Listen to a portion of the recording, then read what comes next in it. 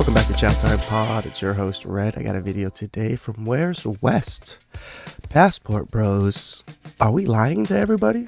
Are we telling men false information? Maybe. I don't think so, but I'm sure some men and some women think that we are.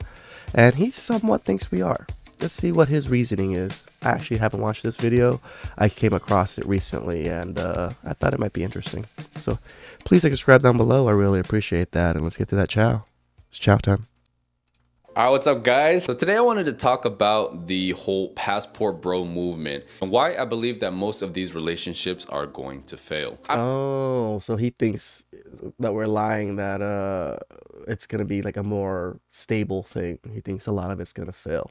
Okay, let's listen to what he has to say. I'm not going to sit here and criticize men who are going overseas looking for love. I got married to a Colombian, so if I were to criticize that, I would be a hypocrite first off. Nice. I think it's very admirable for a person. I love this. Asian men marrying Colombians, speaking about passport bros. He's speaking his truth. You know, I hate saying that. He's speaking what he's experienced and what he thinks he sees. Which might be correct, might be incorrect, but let's check it out. To go to a new country all by themselves, regardless of what their motivation is, in hopes of a better life. A lot of people went to America looking for better opportunity financially. Some people like me enjoy traveling for new experiences and being able to experience new cultures, and women happen to be a part of that. Some men particularly travel just for women. It's better than just like staying at home and criticizing people actually going out there and doing it. The thing that I wanted to talk about today is culture and assimilation, because often when the conversation is had, these men glorify foreign women like they're the best thing since sliced bread, that they're more feminine, they're more sexy. But the thing that I always laugh about, most of these men do not assimilate to the culture that they're getting these women from. I can agree with that. I can 100% agree with that. I tell you guys, you need to assimilate and need to understand their culture. But yes, a lot of men don't seem to want to do that. I saw this very clearly when I was in Colombia, because a lot of people in Colombia, when they talk about the women or even the expats who live in Colombia, are so caught up in the fantasy of everything that they refuse to see and acknowledge all of the flaws that it comes with. It's because of the fact that most foreigners who go to Colombia specifically don't even take the time to learn Spanish. Out of all the people that I met, 90% of the people can't even speak basic Spanish to a B1 level. For example, me personally, I learned the language. I really got to know the culture. I got married to experience it firsthand. He did it right, man. Like, see, this guy's a true passport, bro, right? Learn the culture. He's Asian. I don't know what Asian. I'm assuming Chinese somewhere. And learn the language, learn the culture, met a woman out there, married a woman out there, living the life, you know, and he's giving his experience. And I agree. There's a lot of men that are not willing to learn the language, not willing to assimilate. And that's a problem. It's a problem for the long term. Not so much for the short term, but if you want to build a long-term family, you want to build a long-term, legacy, it is difficult to not assimilate with these things. So when I talk about these things, I understand Colombia on such a deep level that I can see all of the cons and I could acknowledge them and understand why a lot of Colombians want to leave. I had this interesting thought lately. I understand why our ancestors wanted us to date people within our culture. It just makes a lot more sense because there's a lot of things within culture. If you dated someone within that same culture, you would not have to explain. Makes for a more harmonious relationship in the future. In Europe, 100%. This is why I really contemplate about a Cambodian woman. We have certain holidays. We have certain rituals, in a sense, that if I didn't have a Cambodian woman, I would not be doing a lot of these rituals anymore. And if I were doing these rituals, I would have to explain these things. It might not even translate properly. They might not even care for these rituals. And it is a problem sometimes. This is why I agree that at least Asians, we always tell them to marry other Asians. At least Asians. They don't have to marry the same race, but Asians, because at least we're somewhat close in culture. Tell the truth, my parents tell me, don't marry black people and don't marry white people because they are the total opposite of us. That's what I was told. And Yeah, maybe a little racist, but I think every race, every creed has this type of thing.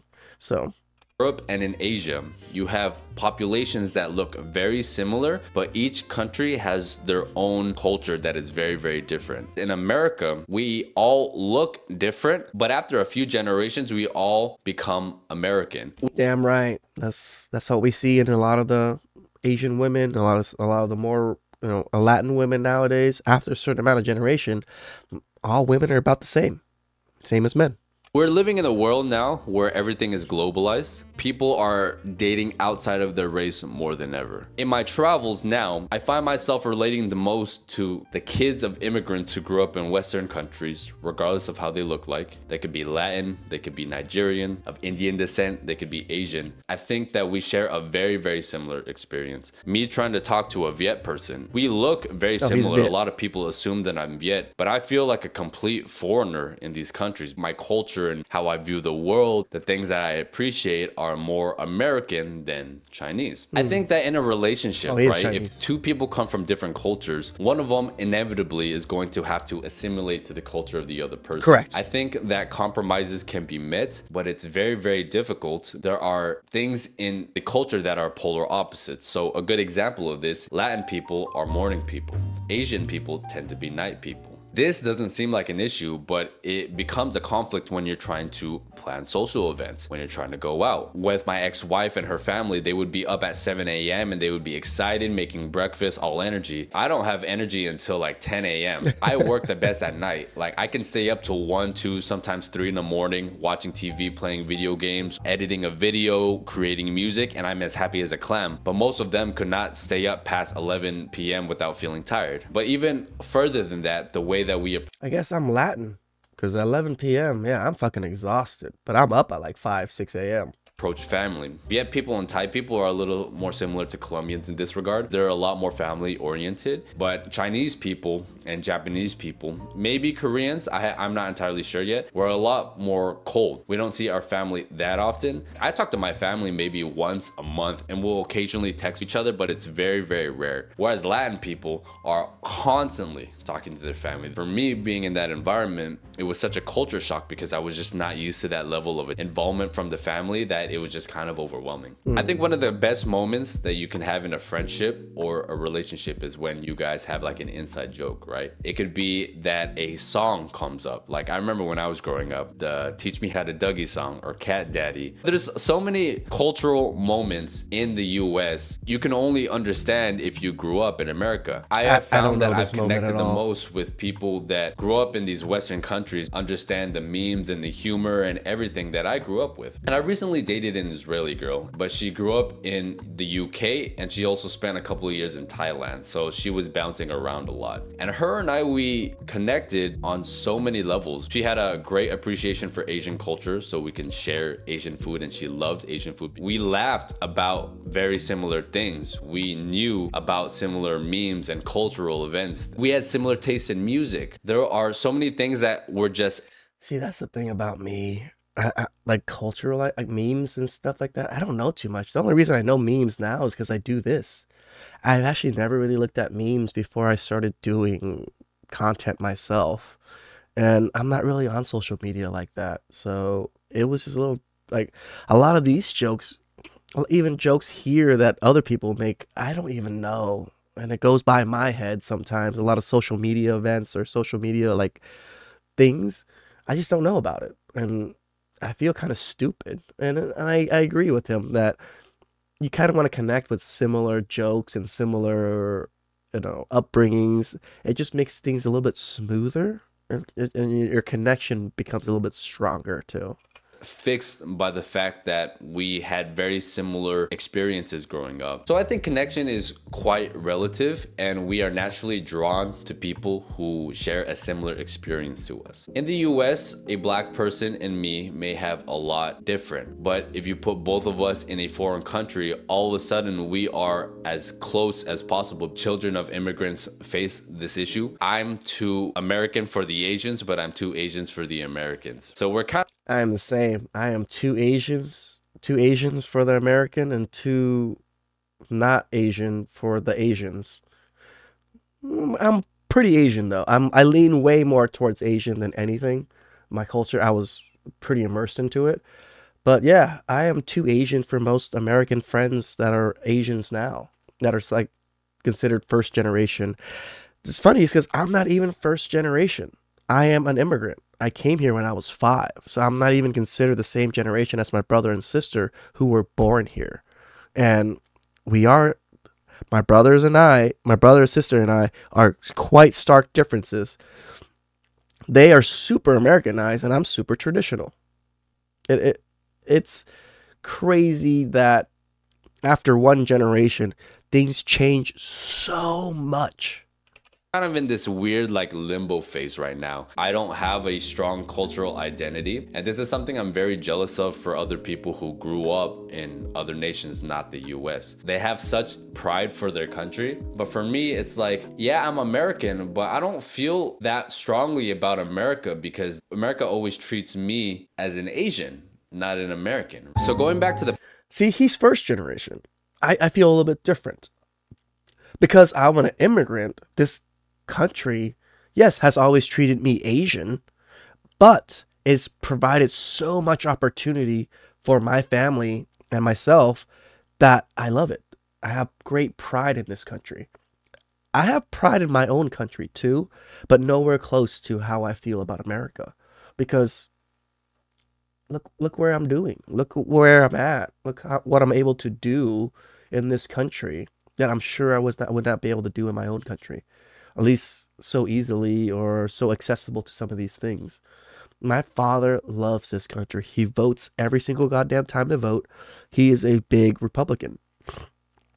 And I think it's wonderful that immigrants feel so strongly for America. And I think it's shitty that the next generation, the first, second generation of our kids, feels so much less about America than we do because they got treated a certain way and they had all the privileges here. The passport bro movement, I get contacted by tons of men through consultations and through emails about this specific topic. They have this false idea that they can go to a foreign country, get a very beautiful woman to submit to them, and then bring them back to their home country. No, that ain't happening, bro. It's super easy and it's better, but that just comes with a bunch of issues. This is where I don't advocate. It's not fucking easy, guys. It's not. Don't think it's fucking easy. To be able to get a good remote job, to not bring her over, to be assimilated to the culture, to be respectful enough, to be able to like mingle with these people. It's a lot of work. Don't think that it's a walk in the park. But is it worth it? I think it is. Most of the time, I'm going to say yes, it's going to be worth it. Why? You get to see other things. You get to experience other things. The likelihood of you finding a better relationship, a longer lasting relationship is higher. Is it guaranteed? Fuck no. Nothing's guaranteed other than you're going to die. You're really looking for a good girl with great family values. What makes you think that their family is going to allow some foreigner to come in and take their child, take them off back to the US, unless they're all looking for better financial opportunity? Which leads to another issue. A lot of these women that once they go to the US, they end up divorcing the man. It becomes a bunch of problems. I'm sure that there are successful relationships that come from this dynamic. For people who... There is, because my family and people that bring, wives back over from our own cultures, it works out pretty well. Is it guaranteed? Fuck no. It's like almost like 50-50 still. So unless you vet their pedigree, you vet their family really well, then yes. But it does fuck up 50% of the goddamn time. Who have traveled overseas and who are dating cross-culturally and cross-racially and all those things. What have your experiences been like? I feel that the experience that I had with my ex-wife was not unique. Foreigners, especially Americans, in many countries around the world come with a lot of status attached. It makes sense that passport bros rave about how these women treat Americans because we're usually seen as like a dollar sign, right? So a lot of these women are obviously going to be on their best behavior. But the unfortunate truth is that a lot of the women that are going to be going after you are women that are looking for a green card or for money or for opportunity to go to the US. So you see that? Many single mothers as well, guys. But we talk about it. Why to stay away. So I think we covered that part at least. They're always going to be on their best behavior until they get married or they get the green card. And once they have security. And we know this too. Always got to vet them, man. 2 to 3 years plus, at least. You can put a facade for a year or two. 3 to 4 years, that facade starts to crack. And then you start seeing the real person. It's very easy for them to flip, and we hear horror stories about that all the time. I know of a few personally that they came to Colombia, they dated a girl, it was all good once they were here in Colombia, but as soon as they went to the States, they were divorced within a year. It became messy. It just exploded into this horrible thing. I think a lot of what these passport bro YouTubers are talking about, it's a very false representation of what it's like dating overseas. They only get a very superficial experience. It's all cool if you just want to spend some time with a girl, but for people like me who are more interested in long-term dating and relationships, the cultural differences at one point or another are going to show themselves in the relationship. And sometimes this is why I talk about what I talk about. I talk about culture. I talk about assimilating. I love what Wes is saying. I love how he's making this video. This is a very good video. This is not a diss video. I don't see this as a diss video to passport bros, but I do agree with them. There are passport bros that really only show the good side of things, the more fun side of things, and they don't really talk about what he's talking about. And I'm glad that at least I touch base on it the best I can. And I tell you guys, it's not a fucking walk in the park. You're not guaranteed anything. You have to work on yourself. You have to build yourself. You have to work on your language, work on your culture. It's all part of it. Just don't take things for granted just because you're able to travel. they are differences that are so big that it can end up destroying the relationship. So let me know what you guys think. Do you guys agree? Do you guys disagree? I'm very curious to hear what you guys say in the comments down below. How do you like my baby face? Most Viet people don't have facial hair, right? So I decided to try a new look so I can blend in a little. That was a damn good chow. Fuck, I have a baby face too when I shave. So it's, you know, not just Viet, Cambodians, Southeast Asians, we're just hairless beasts, you know. I date a Latin woman and she was just like blown away at how hairless I was. She was just like loved rubbing all over me because I didn't have that much hair. And it is a little awkward, but it's nice at the same time. It's the different cultures and the different experiences of people, right? Shout outs to Wes. That was great. You know, I think he's right. I do agree with most of what he said. And a lot of men out there don't seem like they want to put in the work to become a successful, in a sense, passport bro, to find someone and be able to marry and live a long-term life with them. So please like and subscribe down below. I really appreciate that. And I'll catch you guys next time. Ciao.